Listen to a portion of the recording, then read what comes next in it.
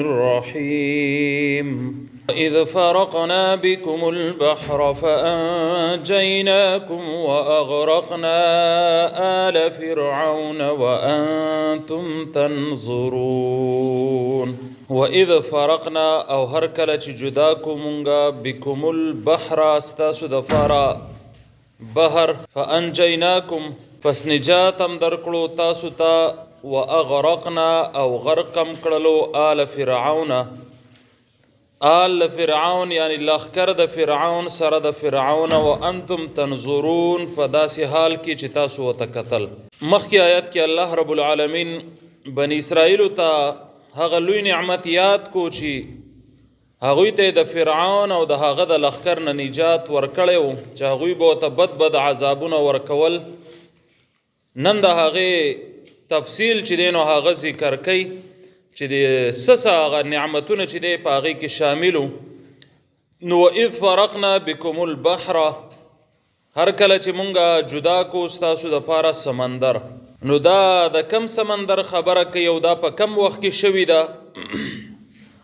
پرون د بنی اسرائیلو تاریخ مختصر ذکر شو چې یوسف علیه السلام یعقوب علیه السلام او د هغه الواد بوتلو او د هغوی نه 12 قبیلې جوړې شولې او دلته آبادې شولې. تقریبا په شپږم الواد کې چې دی نو موسی علیه السلام پیدا شو، موسی ابن عمران، او دا د لاوا ابن یعقوب علیه السلام په الواد کې پیدا شو. هارون علیه السلام د هغه نه یو کال مخکې پیدا شوی دی، خو موسی علیه السلام په پیغمبرۍ کې هم د هغه نه مخکې و او قوت او طاقت ورته هم الله ورکړی و او د خوی نه هم تیز و. نو موسی علیه السلام چې کله الله رب العالمین ورته نبوت ورکړلو، د نبوت نه بعد موسی علیه السلام راغی او فرعون له دعوت ورکړلو چې ته ایمان راوړه. نو هغه ایمان قبول نه کړلو، د هغې په ځای باندې هغه مناظره او مقابله چې دی نو هغه شروع کړله او د هغې دپاره ساحران او جادوګر راوغوښتل چې په خپل ځای به تفصیل لاشي او تاسو به اورېدلی هم وي. موسی علیه السلام ته چې پته ولګېدله او دا دومره خبرې وشولې نو الله رب العالمین ورته بیا حکم د هجرت وکړو چې اوس ته هجرت وکړه. نو موسی علیه السلام بني اسرائیل له ځان سره کړل چې دوی په دې وخت کې په تعداد کې ډېر زیات شوي وو او د شپې هجرت وکړو، روان شو فلسطین طرف ته، یعنی د شام په طرف باندې روان شو د مصر نه. نو کله چې دوی روان شول نو دوی داسې لار اختیار کړل چې عامه لار چې کم به مصر والا شام ته اختیارول هغه لارې پرېښودل، ځان له مختصر او داسې لار چې هغه فرعونیانو نه بچ پاتې شي په داسې طرف باندې د شپې روان شو، هجرت یې وکړو. دوی دلته نه روان شول او سحر چې فرعون او د هغه لښکرو ته پته ولګېدل نو هغوی ورته وویل چې دا خو به مصر روان شي، دوی خو به مونږ له ډېر خدمتونه کول او ډېر کارونه به یې کول او دا چې زمونږ نه داسې لاړل نو دا به څه کېږي. نو فرعون په تکبر کې راغی، ځکه چې فرعون ډېر متکبره و. تقریبا 400 کاله د هغه عمر و او په دې 400 کاله کې په هغه باندې څه بیماري نه وراغلي، څه قسمه بیماري هم نه وراغلي. نو دا بیماري هم د الله رب العالمین لوی نعمت چې الله او آخرت انسان ته یاد کړي. نو هغه د دې د وجې نه ډېر زیات متکبره شوی او بیا بادشاهي وه او داسې و چې ده به ځان ته به یې پخپله خدای وي، دا به یې وی چې زه ستاسو رب یمه. نو د دې د وجې نه ډېر زیات تکبر پکې و. فرعون باره کې دا راځي چې دا دهریه و، یعنی ده به یو هیڅ مذهبي هم نه منلو، دا دهریه و، ځان ته به یې رب وي. دویمه خبره دا راځي چې دا مشرک و او قرآن کریم کې هم دا خبره کیږي، نو اندازه دا ده چې دا مشرک. البته دریمه خبره دام کیږي چې بعضې خلک وایي فرعون مسلمانو، خو دا خبره ډېره غلطه ده، ځکه چې مسلمانو نو الله بیا هلاکوي او چې مسلمانو نو بیا د پیغمبر خلاف ودرېږي، بیا د معجزې او د پیغمبر مقابله څوک کوي یا کولی شي، نو مسلمان نه و. البته مشرک و یا دهریه و، خو دا ربوبیت دعوی کړي و او د الوهیت ځان ته به رب وي. نو فرعون په تکبر کې راغی او خپل لښکرې واغېستو روان شو. موسی علیه السلام روان دی سره د بني اسرائیلو، مخکې دوی له یو سمندر راغی چې اوس ورته بحر قلزم وی، بحیر احمر باندې مشهور دی او په تورات کې ورته بحر سوپ ویلی شوی دی. نو دغه ځای ته دوی چې ورسېدله شاته د فرعون لوی لښکر په تکبر کې او پاسونو باندې په زور را روان دی. نو داسې وایي چې د بني اسرائیلو تعداد په دې وخت کې 6 لکه او د فرعون د لښکر 11 لکه. یو تاریخ 18 لکه هم لیکلی دی. نو ډېر په زور او په طاقت کې ور روان دي. بني اسرائیلو چې دا ولیدل نو هغوی خو کمزوري وو، نو هغوی موسی علیه السلام ته وایي چې زه اوس خو ګیر شو، اوس زموږ لار نشته، مخې ته سمندر دی او شاته راپسې فرعون راورسېدو. نو موسی علیه السلام ورته وایي نه، رب زموږ سره دی، الله خو زموږ سره دی، څنګه به دوی مونږ ګیر کړي. نو الله رب العالمین ورته وحی وکړو، په امسا باندې سمندر ووالو. الله رب العالمین دوی له لارې ورکړې او 12 لارې ورکړې او داسې لارې ورکړې چې بعضې روایاتو کې داسې راځي لکه د شیشې غونته کې د غرونو غونتې دا سمندر ودرېد او دوی په منځ کې روان شو. نو 12 واړه قبیلې په جدا جدا لارو باندې روانې شوې او په دې کې فرعون شاته راورسېد. چې راورسېد او دوی ته یې وکتو، نه دومره په تکبر کې راغلی او چې پسې ور روان شو. هلته بني اسرائیلو آخري فرد د سمندر نه وختو، دلته دوی آخري کس چې دی سمندر ته ورکو شو او په هغه ځای کې په الله رب العالمین سمندر رایوځې کو. نو دا کوم واقعې خبره چې کېږي نو دا دقه واقعه ده، دغې طرف ته اشاره ده چې وإذ فرقنا بكم البحر فأنجيناكم، ستاسو دپاره موږ سمندر دا جدا کو، دا ډېر لوی نعمت دی او په دې باندې به د بني اسرائیلو فخر کو د یهودو.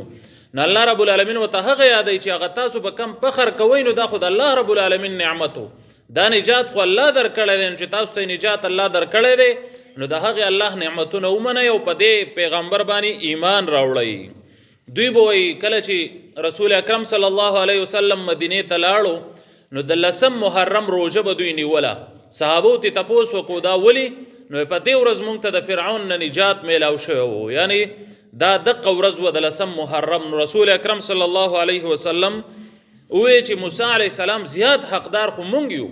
نو هغه ورسره داسې وکړل چې وایي چې 9 ورسره هم نیسئ، یوه ورځ ورسره زیاتوئ. د یهودو سره په عبادت کې هم یو شانوالی نه کې، په عبادت کې به هم جدا اوسئ. نو د 10 محرم روژه ده، خو چې یو سره زیاته شي خصوصا 9 نو دا بهتره ده او دا د یهودو سره مقابله ده. نو فانجیناکم واغرقنا آل فرعون. دویمه خبره ورته دا کېږي چې د فرعون لښکر یې غرق کړل. دا لوی نعمت بل دی چې ګوره کله دشمن هلاک شي، دومره لوی دشمن هلاک شي، نو دا خو ډېر لوی نعمت دی. استاد مخې هلاک شي او هغه سمندر چې تاله لاره درکړه او هغه هلاک کو. دریمه خبره وانتم تنظرون، او حال دا دی چې تاسو ته کتله. نو په دې کې د الله رب العالمین لوی حکمت و. یو فایده به موږ دا ذکر کو چې ګوره الله رب العالمین ولې دا دشمن د بني اسرائیلو د سترګې مخې ته هلاک کو. د دې وجه دا و چې بني اسرائیل د فرعون او د هغه د لښکرونه ډېر په روب کې هغه پې ډېر ظلمونه کړي. نو که چېرته موسی علیه السلام دوی ته ویلی وی چې فرعون هلاک شوی دی، نو دوی د منلو خبره دا نه وه، دی نه منل. نو الله د هغوی د سترګو مخې ته د هغه هیبت او هغه بادشاهي او هغه مالونه هغه هر څه چې دی هغه یې وله تبه و برباد کړل او سمندر پې رایو شو، دوی ولیدل ختم شو. بیا الله مخکې وایي وإذ واعدنا، بني اسرائیلو ته بل نعمت ذکر کوي چې کله مونږ وإذ واعدنا او هر کله چې واغېستل مونږ وعده موسی د موسی علیه السلام نه 40 لیلة د 40 شپو. ثم اتخذتم العجل، بیا تاسو ونیولو سخې په عبادت سره، من بعده رسته د هغه نه، یعنی د تلو د هغه نه، وانتم ظالمون، او حال دا دی چې تاسو ظالمان یې. وإذ واعدنا موسی 40 لیلة، دوی چې مخکې لاړل نو په صحرای سینا میدان تیا کې چې دی نو دوی آباد شو. الله رب العالمین ډېر نعمتونه پې وکړل چې مخکې تذکره شوي وه چې وریځ پې سوری وه، خوراک به وله تیار راتلو، جامې به ورسره غټېدلی، د دې مشکلاتو نه دوی خلاص وو. نو الله رب العالمین چې دا نعمتونه په چا کوي نو څه خو ترې غواړي په دنیا کې، نو داسې خو نه ده. نو الله رب العالمین د دې دپاره موسی علیه السلام کوهي تور ته جبل تور ته یې واپس وغوښتلو چې ته هلته راشئ تا ته کتاب میلاو شي. الله رب العالمین هلته 40 شپې چې دی د ایثار کو. دلته تفصیل نشته، بل ځای کې تفصیل دی چې اول ورته 13 ویلې شوي او بیا هغه 40 ورځې مکمل چې دی نو هغه یې تېرې کړلې. دلته صرف د نعمت ذکر دی، دا واقعه نه ده، نو ځکه صرف 40 لیله راغلی دی. نو 40 ورځې چې هلته موسی علیه السلام تېرولې، نو 40 لیلة 40 شپې. ثم اتخذتم العجل، نو بیا دوی ونیولو سخې. هلته سامري و، د هغه سره شیطان ملګرتیا وکړله او د دې ورځو نه هغه پیدا واخیستل او یو سخې جوړ کړلو او د هغه سخې عبادت په دوی په دې طریقه شروع کو چې هغه ته به یې ډول غږولو او د هغې نه به چاپېرېدل او ګډېدل به دا نصارا وسم د هغوی عبادت چې دی دا ډول او سرنا دی. زمونږ د مسلمانانو کې هم خلک دا یو عبادت زمونږ دی نکاح خو ډېر لوی عبادت دی که نه. لکه مونږ چې کله وایو النکاح من سنتي فمن رغب عن سنتي فلیس مني، نو په مونږ کې هم د دوی هغه عادت راننوتی دی. نو څه کوو په هغې عبادت کې مونږ ډول او سرنا راوالو ګډا ورته شروع کوو چې راشه خړ ګډا پکې وکړو. خو دا عبادت زمونږ نه دی، ګورې د نسواراو دی. ښه په دې خبره ځان پوهه کوي. او بنیاد یې د کم ځای نه دی، دا د دې ځای نه شروع شوی د سامري او د شیطان نه، چې هغوی به دې ته ګډېدل او خوند به یې اخیستل او د سخي به یو اواز شان کو. تفصیل به بیا انشاءالله چې راشي. نو په دې ځای کې دوی وی چې په دې کې الله رب العالمین حلول کړی دی.